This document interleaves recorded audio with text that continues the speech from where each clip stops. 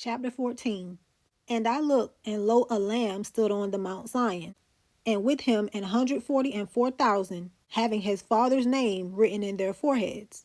And I heard a voice from heaven, as the voice of many waters, and as the voice of a great thunder. And I heard the voice of harpers harping with their harps.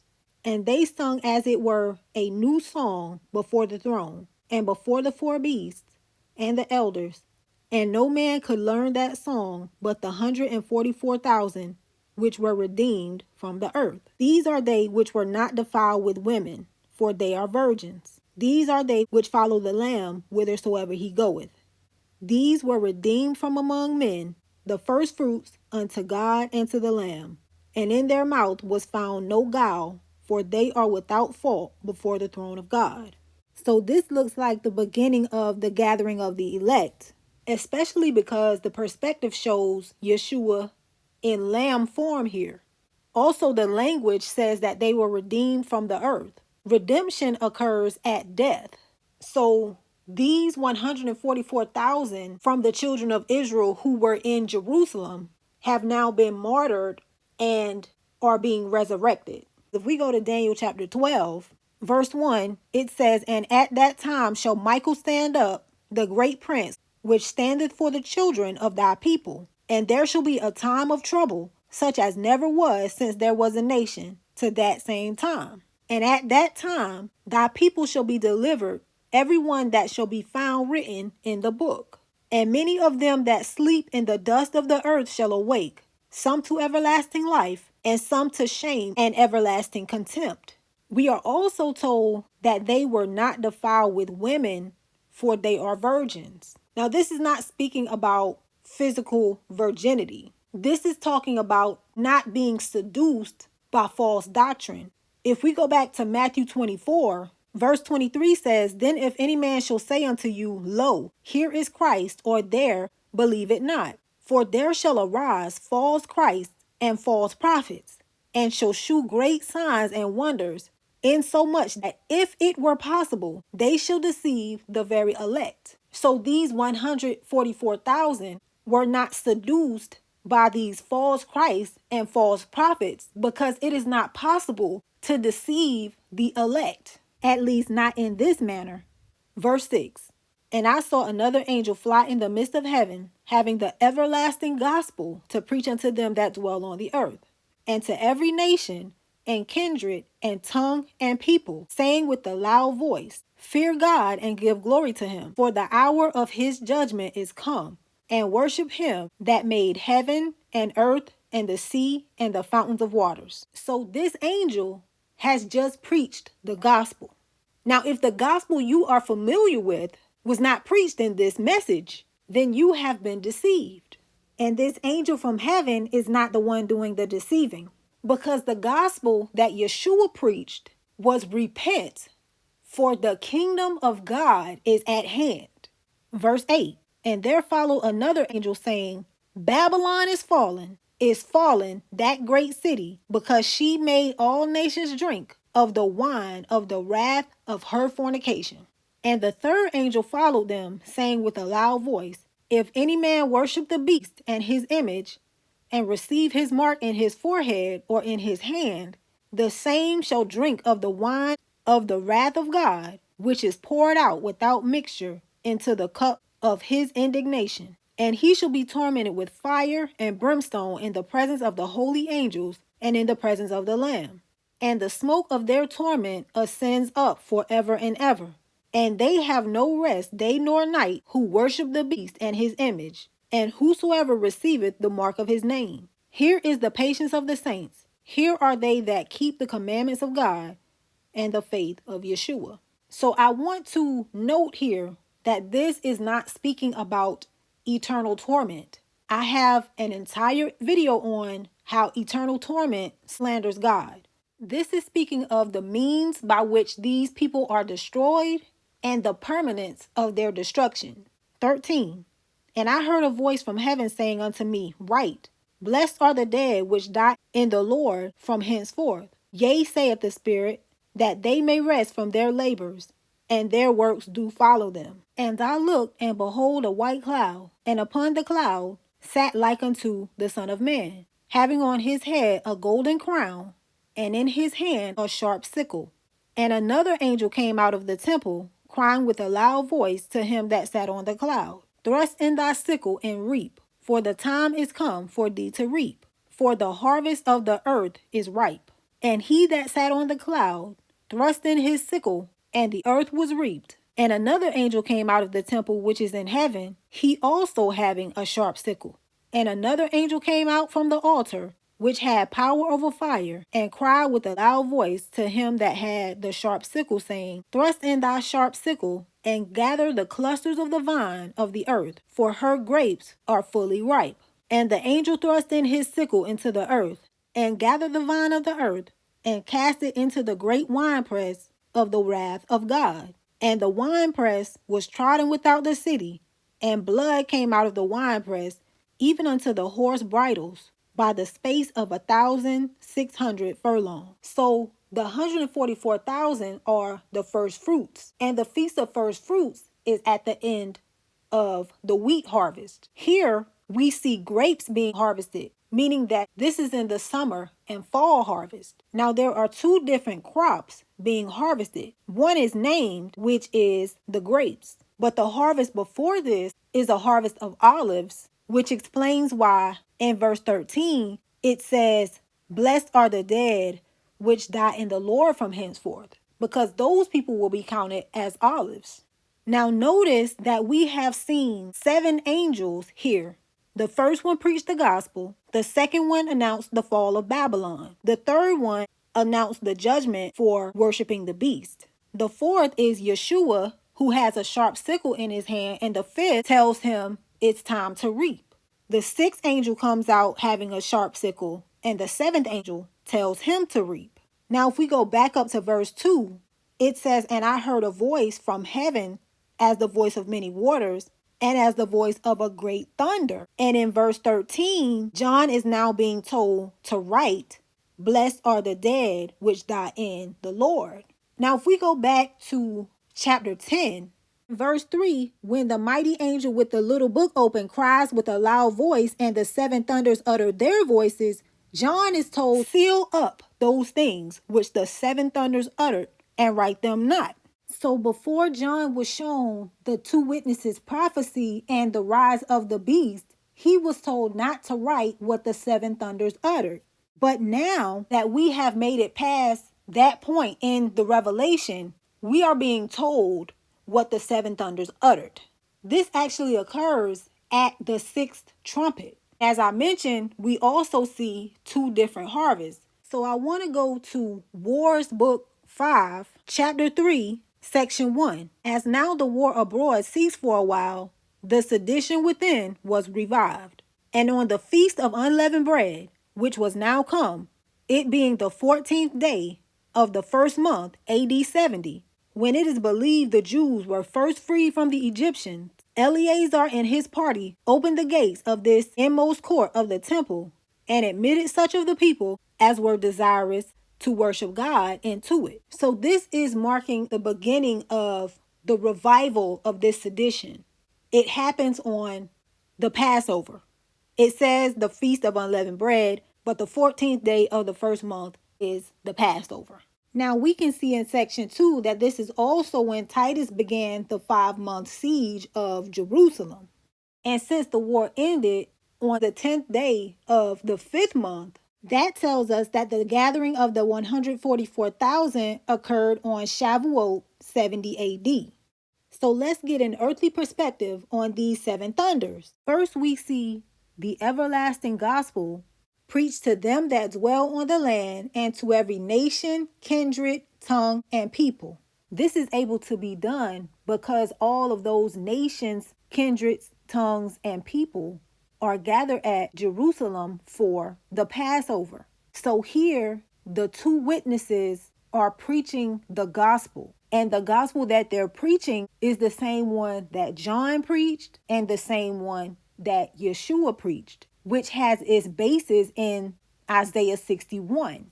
But where Yeshua preached the acceptable year of Yahuwah's favor, these witnesses are now finishing the message and preaching the day of his wrath. The second angel declares the fall of Babylon because she made all nations drink of the wine of the wrath of her fornication. So at this point, the two witnesses have now been killed, and all nations have partaken in their death. We see this in chapter 11, where everybody is celebrating their death. The third angel gives a warning about worshiping the beast and his image.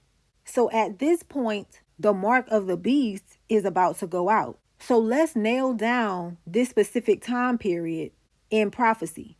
Matthew 24:14 says, "And this gospel of the kingdom shall be preached in all the world for a witness unto all nations, and then shall the end come." So that's the first angel. In verse 9, it says, "Then shall they deliver you up to be afflicted and shall kill you." That's the second angel. But this happens after the gospel is preached. So technically, the end comes for the two witnesses when Yeshua says that the end comes here. Next, he says, "When ye therefore shall see the abomination of desolation, spoken of by Daniel the prophet, stand in the holy place, let them which be in Judea flee into the mountains." Verse 21 says, "For then shall be great tribulation, such as was not since the beginning of the world to this time." So the mark of the beast being set up is the beginning of the Great Tribulation. If we go to Jeremiah chapter 30, verse 7 says, "Alas, for that day is great, so that none is like it, even the time of Jacob's trouble, but he shall be saved out of it." So finally, let's go to Daniel chapter 12. Verse 10 says, "Many shall be purified and made white and tried.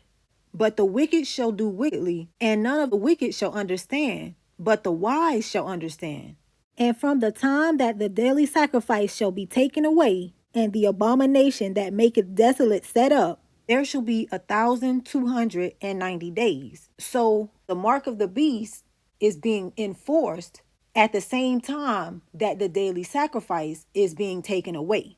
So let's go to Wars book 6, chapter 2, section 1. "And now Titus gave orders to his soldiers that were with him to dig up the foundations of the tower of Antonia, and make him a ready passage for his army to come up, while he himself had Josephus brought to him, for he had been informed that on that very day, which was the 17th day of the 4th month, the sacrifice called the daily sacrifice had failed, and had not been offered to God for want of men to offer it."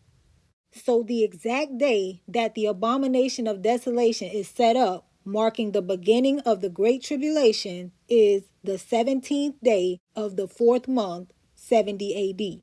Now, to grasp how bad the tribulation was, let's take a glimpse at the circumstances before it in Wars book 5, chapter 13, section 7. "And indeed, why do I relate these particular calamities? While Maneas, the son of Lazarus, came running to Titus at this very time and told him that there had been carried out through that one gate, which was entrusted to his care, no fewer than 115,880 dead bodies. In the interval between the 14th day of the 1st month, when the Romans pitched their camp by the city, and the 1st day of the 4th month. This was itself a prodigious multitude. And though this man was not himself set as a governor at that gate, yet was he appointed to pay the public stipend for carrying these bodies out, and so was obliged of necessity to number them, while the rest were buried by their relations, though all their burial was but this, to bring them away and cast them out of the city.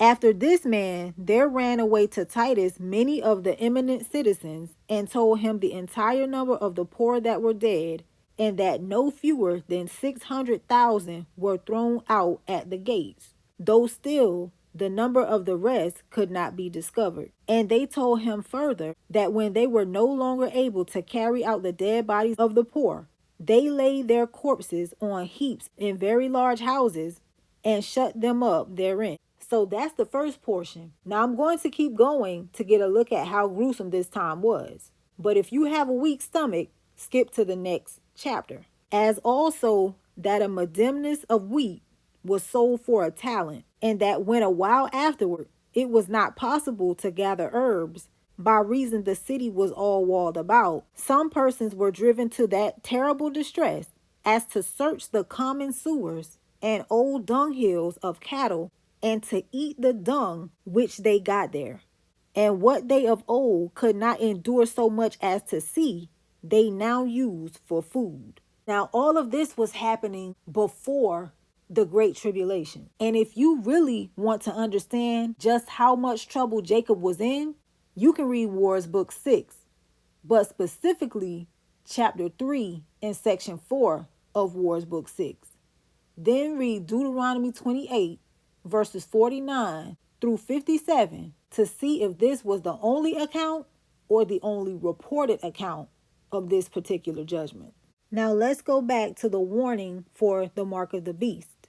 To understand who it is that gives this warning, let's go back to Revelation chapter 7. After the 144,000 are sealed, we are told in verse 14 that the great multitude are those which came out of great tribulation and have washed their robes and made them white in the blood of the Lamb. And we just saw this also in Daniel chapter 12. Now, the 144,000 were resurrected on Shavuot, and Shavuot is in the 3rd month. So they are not among those who go through the Great Tribulation. Now, if we go back to chapter 3, in the letter to the congregation at Philadelphia, verse 10 says, "Because thou hast kept the word of my patience, I also will keep thee from the hour of temptation, which shall come upon the whole world, to try them that dwell upon the land." So this suggests that the entire congregation of Philadelphia is among the 144,000, which would mean they were all Israelites. The other 6 congregations go into tribulation, meaning that both natural Israel and Gentile Israel were all present at the feast as required in Exodus 23. And they are probably the ones who preach this message, with Smyrna the only ones who received no rebuke, heading the charge, having already been prepared for this time, while the others were being disciplined. This explains why John was instructed to write to them, although they appeared to be outside of the line of fire. Next, in verse 12, it says, "Here is the patience of the saints." And we see this same line in chapter 13, after the beast makes war with the saints and overcomes them, and before the mark of the beast is enforced. Now, the patience of the saints is in God's vengeance on the wicked and in their redemption from death through the resurrection. So the resurrection also occurs at this same time, perhaps on this very same day. We also saw other 11th hour servants who repented at the 2 witnesses' resurrection in chapter 11, and these are also considered blessed if they endured to the end. Now, I also want to address the tribe of Dan here, because we have previously identified the tribe of Dan with the Pharisees, Sadducees, and scribes. But if we go to Acts chapter 15, verse 5 says, "But there rose up certain of the sect of the Pharisees which believed, saying that it was needful to circumcise them and to command them to keep the law of Moses." So it is these Pharisees who believed who are opposing the doctrine that Saul is trying to bring into the Gentiles. Now, if these Pharisees persisted in their faith and endured to the end, we would expect them among the great multitude. However, they do not meet the qualifications for the 144,000 in whose mouth was found no guile, as they were initially propagating false doctrine before they repented. So I don't believe that Dan was completely lost. I believe he is among the great multitude in heaven and among the tribes scattered throughout the earth. So next we see the Son of Man coming with the cloud, having a sharp sickle in his hand. And another angel comes out of the temple and tells him to reap. And finally, a second angel comes out also having a sharp sickle, and another angel tells him to reap. So this is the parable of the wheat and the tares in Matthew 13, where the wheat is gathered into his barn, but the tares are gathered to be burned. So all of this tells us that the dragon's short time began with the resurrection of the two witnesses and ended with the destruction of the temple, which was approximately 23 or 24 days after the daily sacrifice ceased. So that time period is approximately 3.5 weeks. Now in Daniel chapter 12, verse 6, when the man clothed in linen is asked, how long shall it be to the end of these wonders? He raises his right hand and his left hand unto heaven and swears that it shall be for a time, times, and a half. Now, if we go back to Revelation 10, this same angel raises his hand again and says that there shall be time no longer, but in the days of the voice of the seventh angel, when he shall begin to sound, the mystery of God shall be finished, as he hath declared to his servants the prophets. So the seventh angel sounds right before the Son of Man comes in the cloud, because he comes with the sound of a trumpet. And if the little book that the angel was reading was the book of Daniel, then I would think that this 3.5 weeks is in view, because that will be the time between the resurrection, which is followed by the abomination of desolation and the destruction of the temple. Now, if that book is Jeremiah's judgment on Babylon, which I do believe it is, Daniel is still in view, because in Daniel chapter 9, we are told in verse 2 that Daniel was reading the book of Jeremiah when he discerned the 70 years. And this is when Gabriel comes to him with the prophecy of the 77s. So either way, we come to Daniel. So I stand at the time, times and a half of Daniel 12 being the 3.5 weeks for now. And I remain at the 3.5 days for the time, times and a half of Daniel 7. And I saw another sign in heaven, great and marvelous, 7 angels having the 7 last plagues, for in them is filled up the wrath of God.